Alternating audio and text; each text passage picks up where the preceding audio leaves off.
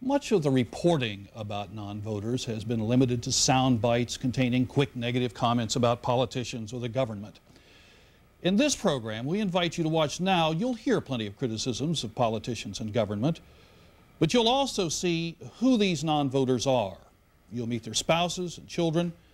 You'll see how they work and play. And you'll see them challenged about their views. Now, some of you watching may wonder why we're bothering to give these people a chance to be heard, because after all, one of the common responses to non-voters is if you don't vote, you don't have a right to complain. But remember, non-voters were a majority in the 1996 elections. So we thought it was time somebody gave them a say. And as political consultant David Axelrod reminds us, the powers that be rarely take heed of non-voters. Most of our strategic decisions are made on the basis of research, and that research is designed to exclude people who say they probably won't vote. So we don't have much of a dialogue in campaigns with people who are self-professed, self-proclaimed non-voters. They're just not part of the equation. Non-voters span the population. They are young, they are old, they are rich, they are poor. They are highly educated. They have less than a high school education. They are your neighbors. I do not vote. I haven't voted for about 10 years. I don't really care who wins or not, or I may comment and say that jerk won, or that guy's a pretty good guy. But for a lot of deep-seated reasons, I do not particularly personally vote, although I care about my town, my neighborhood, my city, my country a lot. This little block of Solomon Street is my home. The city of New Orleans, this neighborhood is my home, the city.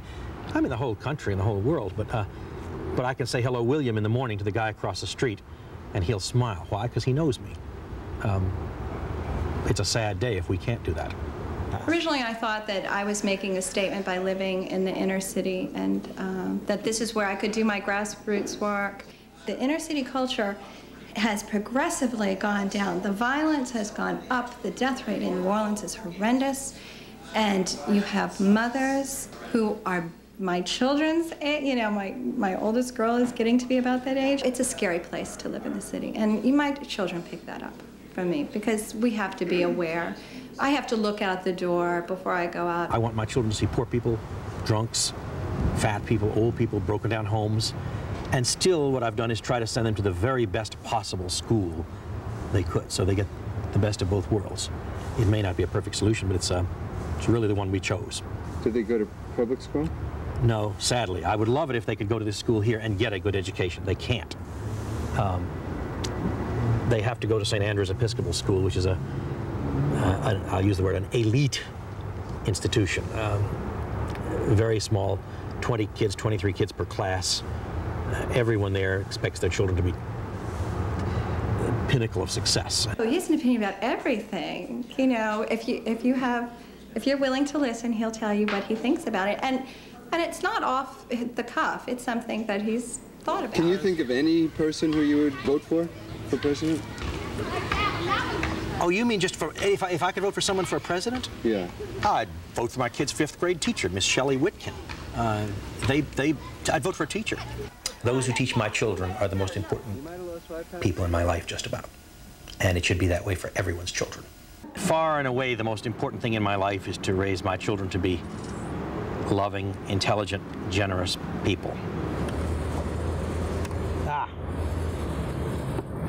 Losers game. He and I play a special way, but because I've known him for years, we play 7 minutes to 3 minutes, and the original reason for that was really to make Harold train to play stronger, and he wanted to get stronger, so he did some studying on his own, and we started playing. I believe it was about 4 or 5 years now. Yeah. And there is no doubt Harold improved tremendously and has played in tournaments and stuff like that too. I don't like the politics. I don't like the way the racial politics are used in the city. They're very racial here. The black people took over the city, and they didn't take it over, it's a majority black. And for a while, there was a lot of old guard that thought it was an outrageous thing that black people got elected.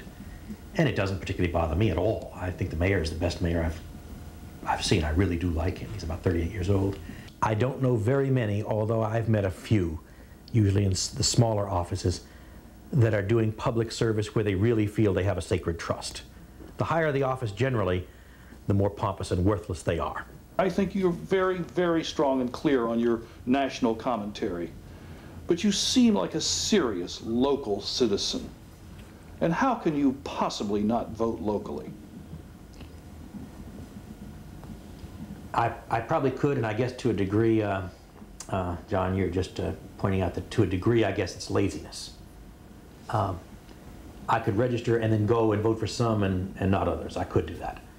I probably ought to. I can't really exercise that much power over the political process. Ultimately, it almost doesn't matter to a large extent or on a kind of overarching level who is sitting in the White House, because I feel it's primarily big business and big money that has the final say, which doesn't mean that I shouldn't vote. I should still vote anyway.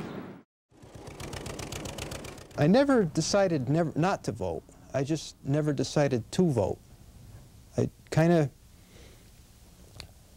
It's not that that I feel that one vote doesn't make a difference, because that's been proven in a lot of cases where one vote did make a difference. But I feel that it ought to be left to the people that are really interested in participating to make all those decisions, rather than me, who I'm pretty much happy with it the way it is. I've got 10 acres of land.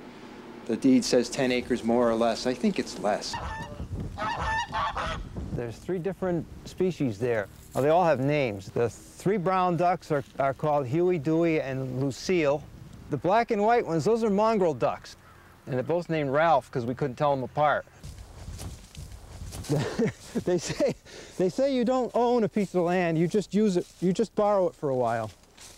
I'll come out here, I take my constitutional. I try to do it every day. It's a place to stand, a little piece of history that I can call my own.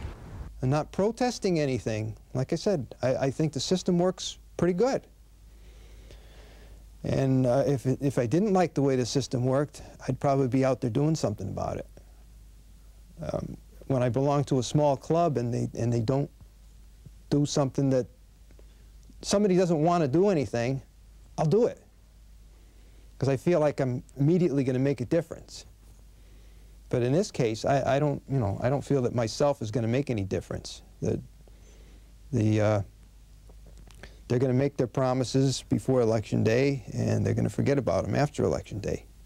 Politics has never been my interest. That's, like I said, it turned me off from history. History was the study of politicians and politics and governments, and it didn't fit my idea of what the definition of history ought to be. It ought to be the history of the people, not just the politicians and the governments. But the guys who write the books like to write about the governments. I read more history on my own after I got out of school than they ever tried to cram down my throat. When I got a chance to study it on my own and study about the actual people and what happened and how the country got built and all of that, then I started to like history. Well, give me an example of something that fascinated you. Industrial Revolution stuff. Anything mechanical and technological, the history of that. I guess you could call this a tractor boneyard. The phenomenon of people starting to collect tractors maybe started 10 or 15 years ago, really started to catch on. And it's a way of preserving history. We make industrial tooling for wood turning. If a furniture factory wanted to make 1 million chair legs, we would make a tool that's shaped like the opposite of a chair leg. And that's how they would turn those parts for the chairs. I designed the tool, but each tool is a custom job. So every job is different every day. We never know what's going to come through the door, what kind of an item that we're going to have to make a tool for. Well, I guess the most important things in my life right now are to make a comfortable living and pursue my hobbies without being interfered with by anybody else. And I found a job that I like, so it doesn't consume me. I can shut it out when I leave here, and I like it that way. I wouldn't want to be self-employed and have to worry about it 24 hours a day. Do you vote? Of course we vote. We all vote. You gotta vote. Gene doesn't vote. Gene doesn't vote. We gotta talk to him then, you know. I mean, I'm a serviceman, so we're kind of trained to vote. It's important who's in charge of what and who says the important sayings. And, hey, I spent a year in Vietnam so that we do have right to vote. I believe in it strong. Is that good? Right now I'm comfortable with things the way they are. But that's a pacifist view. If you don't protect your rights, for instance, I went through the service protecting and believing what we have for this country is worth protecting. Oh, yeah. No, I agree with you. If you don't vote, you're giving up that right. Somebody's going to take the vote that believes different. I've been in Vietnam, Laos, Cambodia, and I'll tell you, when you see something like that, you know when you lose your rights. When rights are gone, then it's a terrible world. But we live in a country under a flag that is beautiful, and the rights that we have, we want to keep and protect. That's why you should have your say and vote for what you believe in. Yeah, well, I believe in what the status Vote quo. for it. No, I believe that everything we have right now is okay. That's true, that's good. So you vote in the people that are keeping it okay. Don't have to. Somebody else is doing those that. people Somebody like, else, you might somebody lose else those people. Somebody else like you who's more interested in it is doing that for me. I'm just not interested in that. If it's okay, then... You have that right. Yeah, there you go. But if you want to maintain that right, I would vote. People died to make us free to make our own decisions. I'm free to participate in the way that I feel like I should participate.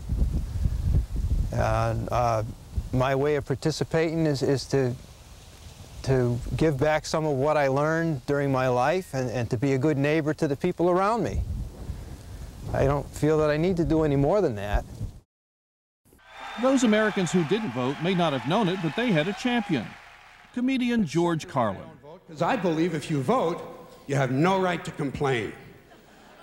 People like to twist that around, I know. They say, well, if you don't vote, you have no right to complain. But where's the logic in that? If you vote, and you elect dishonest, incompetent people, and they get into office and screw everything up, well, you are responsible for what they have done. You caused the problem. You voted them in. You have no right to complain. I, on the other hand, who did not vote, who, in fact, did not even leave the house on election day, am in no way responsible for what these people have done and have every right to complain as loud as I want about the mess you created that I had nothing to do with. I'm Holly Bowser. I live in Morro Bay, California. I'm from Vermont. This is my husband, Michael Bowser, and we have 3 children, 3 boys, ages 3, 5, and 7. And this is our home. This is where we live. We live in an ocean community. Hurry. Easy, easy, Gabe. Easy. Come on, don't swing it around. I believed what they told us in the 60s. Drop out, you know. The system will get a hold of you, and once you're part of it, they've got a hold of you from then on. Mm-hmm.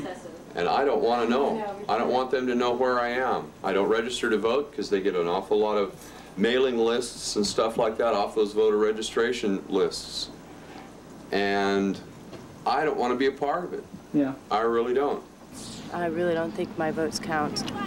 It counts at all. I mean, even in the local elections, we can outvote something negative and try to go for something positive, but if the higher-ups don't like it, then they're not going to put it through. That's how I feel about it. But what if everybody behaved that way?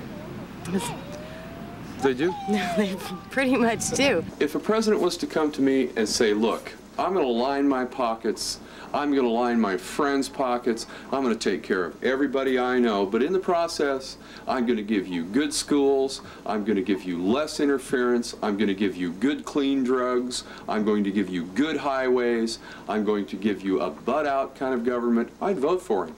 Because I think that's honest. I like somebody that's honestly dishonest. We know they're crooks. I mean, they spend millions of dollars trying to find out how to put the spin on what they say to make us believe that they're not doing anything wrong. How would you feel if somebody says, okay, you don't want to vote, you can't vote? That's okay. I'd probably go vote tomorrow. No, I wouldn't. Just don't tell me I can't. No, that's fine. That's one of my things. If I don't want to vote and they say you can't vote because you don't want to vote, fine. I still don't want to vote. You fight for the right to vote?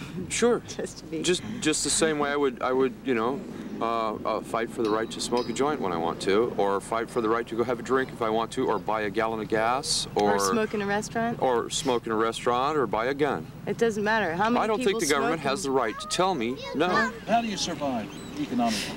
How do we survive? Well, AFTC. AFTC. How much do they give a month? $730 a month, and $300 in food stamps a month. And our rent is about $730 a month. What are your living expenses a month, would you estimate? About $1,200. Yeah. Just rough guess. For a family of 5. That's rough guess, and that's not counting food expenses. That's just basic bills. Yeah. Rent and phone. Food, it's up to what, 16? Oh yeah, we're looking at probably easily $1,600. Yeah. So you get 300 in food stamps. We get about 1,000 a month from the government, the state. So the rest of it I need to make up somehow.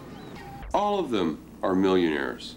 I mean, these people are not in my social strata, my economic strata, and I really resent that they come to us every 4 years for something. And I would put a black woman in office.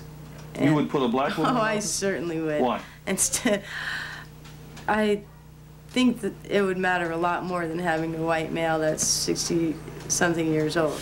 I think that they would be able to smooth things out a little better.